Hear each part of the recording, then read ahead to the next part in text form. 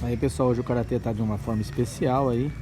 O Sansei ficou com os pequenininhos lá dentro do dojo, porque aqui na rua da praça vieram os mais velhos, inclusive o Ericão, para fazer com o professor de educação física exercícios básicos de aquecimento e alongamento, como polichinelo, abertura, desenvoltura. Então hoje em dia está sendo diferenciado. Provavelmente hoje é o último dia de treinamento deste mês de férias. Daqui pra frente vai ser só o descanso, entre aspas, né? Porque o Ericão continua na pescaria, a gente vai continuar no pescaria e no vôlei. Mas é isso aí, atividade física, gente, sempre é bom, não importa a hora nem o local.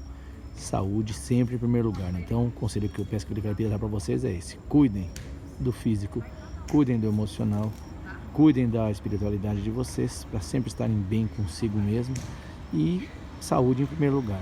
Porque o resto a gente vai dando um jeito, beleza? Então não esqueçam de curtir, dar o like, compartilhar para fortalecer, e até o próximo vídeo.